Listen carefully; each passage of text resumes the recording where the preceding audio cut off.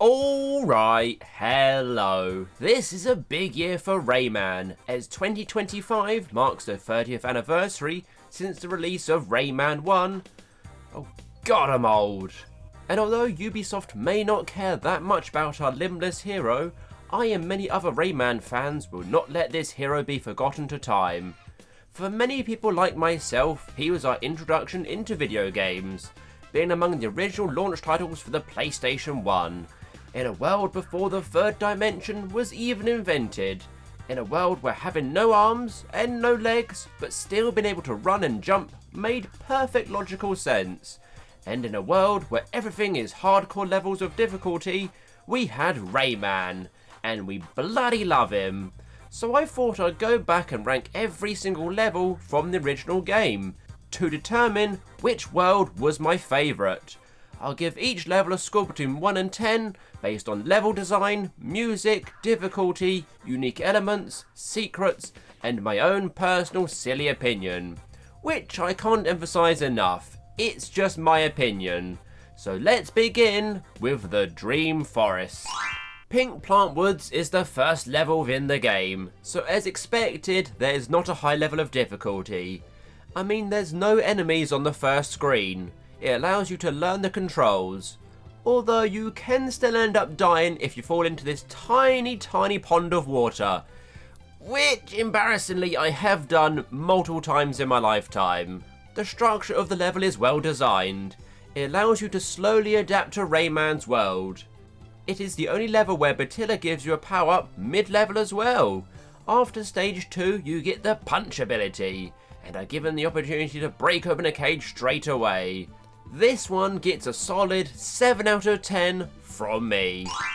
Anguish Lagoon is among the shortest levels in the game.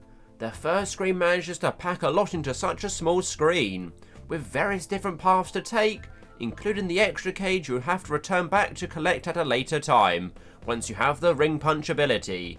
As a youngster, I was so inspired by this level specifically that I remember attempting to draw it. Now, this drawing sadly no longer exists, but this is how it would have roughly looked. I know, a masterpiece. Anguish Lagoon also brings us the first boss battle in the game, a fun little mini-boss against Bazit the Moskito. After he is defeated, you become friends, and he allows you to ride on him, like any good friend would do. Which does lead to a very questionable looking image, but a very unique level, super fun, memorable. I will give Anguish Lagoon a 7.5 out of 10. Swamps of Forgetfulness is the first level within the game you can complete without needing to backtrack. It's filled with some of the most creative levels within the game, including a water rising screen once you manage to get Terayazan's clothes back on him. Best not even ask how you managed to get stuck in a tree with no clothes on. There is also something oddly satisfying about splatting a plum right on top of an enemy's head, so doing it 4 times in a row, super satisfying. It feels like the perfect level of difficulty for where it is placed in the game. It does not overstay its welcome at all, with a great variety of different levels, so it gets a 9 out of 10. The last of the Dream Forest levels, with one of the widest varieties of sections across any level. From bobbing along on the water on the plums, fighting whatever this thing is, to a water lily garden, before being chased by Moskito with a huge spiky plum, before we end up fighting him in the nest, of course. At least that's how it should go, but weirdly we have this eerie tiny section just after the chase that doesn't really serve any purpose. There are no cages on this level. From a narrative point of view, it'd make more sense to have the chase followed by the battle. I don't know why this is here. Another gripe I have with this level is making you backtrack just to get one cage in the first section of the level, but it still gets a solid 8 out of 10. So after using all my mathematical skills, that gives Dream Forest an average score of 7.875 out of 10. But onwards we go into the noisiest world, Bandland. Bandland. More precisely, Bongo Hills. Already such an iconic soundtrack as you'd expect from a musically themed world. It does have a big spike in difficulty though, compared to the Dream Forest levels. I have nightmares particularly about this seemingly easy jump from cloud to cloud, because as a child, I didn't understand the importance of momentum. Yes, I was a stupid child, but also this horrifying world of spinning maracas with their creepy eyes. It's at this point you start to notice everything in Rayman 1 seems to be alive, from the spikes to the platforms. There are eyes everywhere. Just imagine having to live your life as a blue spiky ball, not being able to move, and your only enjoyment comes when you might get a spike Rayman right in the skull. How sadistic an existence would that be? Bongo Hills is also one of, if not the longest levels in the game, which can be seen as a positive or a negative. Overall, it gets a 7 out of 10. Onwards with haste, we enter Allegro Presto, the first section being one of the most beautiful and wondrous experiences you can have in a video game, with the music and the things provided in the soundtrack to bring a tear to your eye. But then it goes and spoils it all by those bloomin' trumpets. The amount of time I've spent being blown around by these brass bastards, just trying to land on the tiniest of ice platforms. At least you can't lose any lives in this area, but you can lose a lot of patience. Ice is very much the theme of Allegro Presto, which leads to many slippery deaths. I remember helping out multiple friends get past this section in particular, but despite the difficulty, it still scores a high 8.5 out of 10. So far, every level has been a positive experience. In fact, the lowest rating I've given so far is a 7. Well, that changes here, because Gong Heights is a bit of a disappointing level. There are firstly only 2 sections. Generally, you can complete the whole level within 5 minutes. The music, although fitting with the theme of being up in the clouds with a soothing meditation feel, I find a bit boring and tiresome. There just needs to be at least one more section in this level, so I'm gonna have to give it a 5 out of 10. It's time to get saxy with Mr. Sax. This very jazzy level manages to pack a lot into the opening section, expertly using the map to loop over on itself before cascading down an icy slide. This level manages to fit in everything you would have seen in previous Bandland levels into one section, and even adds this unique enemy, which I remember struggling with, not realising it's safe in the middle of the symbols. With this being the last Bandland level, of course that means a boss fight. Although oddly, the way the map is designed, you don't really have to face Mr. Sax at all. However, I love to fight him anyway. It's a wonderfully designed arena. Although it does feel a little claustrophobic, Mr. Sax's Hullaballo gets a 7.5 out of 10. So another world down, and yet again using my mathematical skills, Bandland gets an average score of 7 out of 10. We have now reached the top of the map as we climb the Blue Mountains, starting with Twilight Gulch, a level made up of only 2 sections, with the first being incredibly short if you do not decide to get any cages. But those cages are all hidden within the same area, very ingeniously I must add, with one in particular being an absolute nightmare to reach, needing perfect timing with both running, jumping and punching the pink ring. I can't even begin to imagine the amount of time I've spent over the years attempting to get this cage. We follow that up with another classic chase sequence, reminiscent of the Moskito chase. However, this time it builds up slowly, with a seemingly serene typical mountain level, before BAM! Mr. Stone is right up your arse. Great start to Blue Mountains. 8 out of 10 from me.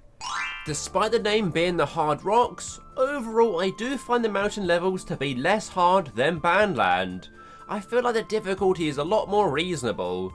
The first section has multiple different optional paths to take, which is rare in this game. It is one of only 2 levels to have multiple exits. I just love the look and feel of the Blue Mountains, and Hard Rock nails it. 3 fantastic sections, all pretty much the perfect length as well. Challenging difficulty without it feeling unfair in any section. This quite possibly may be my favourite level. Certainly give it the highest score so far, a 9.5 out of 10.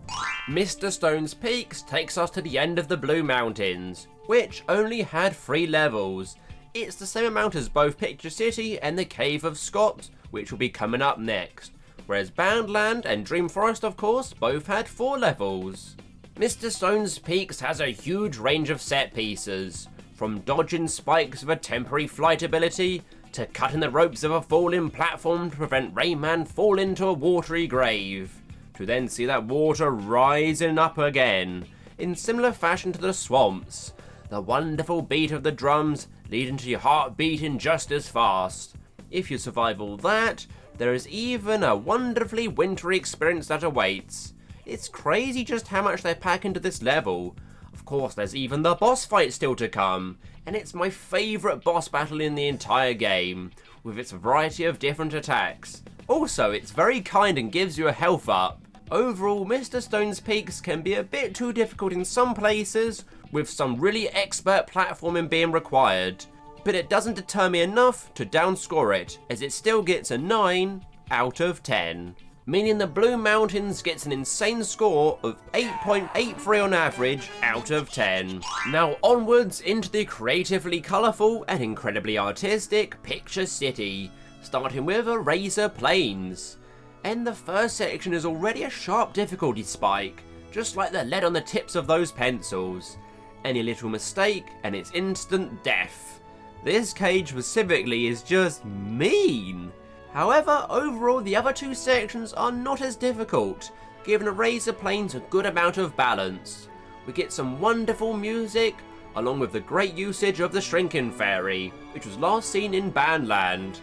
A little bit strange that they use the same background for each stage, well apart from in the mini-boss against the Pirate Space Mama, which is actually one of my favourite boss battles in the game. And I much prefer her to the official boss battle later on. We will get to that nightmare soon enough. It is worth noting as well from this point onwards, there is no backtracking required, as you now have the run ability, allowing you to collect every cage on your first entry to any level. Overall, a great start to Picture City. Eraser Plains gets an 8 out of 10. Now I love an alliteration as much as the next guy. In fact, I have used many in this scrumptious script so far. However, naming a level a pentathlon and only having 3 sections seems like false advertising, as a pentathlon is made up of 5 events. So where's my other 2 levels, Rayman? Although it does feel more like running a marathon after eating the entirety of Candy Chateau. The first section is absolutely chock full of little secrets. In fact, I've never realised there was a 1-up just located right here. After 30 years, I'm still finding new secrets. Section 2 sees the return of the magical potion that gives you permanent flight. And I'm not a big fan. It was okay in the Blue Mountains, but here it's just a repeated gimmick with some really unfair hits that you just have to end up taking. I mean, how is anyone new to this level supposed to avoid taking damage here? The final section doesn't really save Pencil Pentathlon in my books. Maybe I'm being irrational in my dislike for this level, but the odd music, the annoying maze, followed by this stupid slide, which I can remember trying everything to get through when I was young, only to find out you just walk down and it does it all automatically. How enraging is that? Overall, I'm going to score, unfortunately, Pencil Pentathlon a 5.5 out of 10.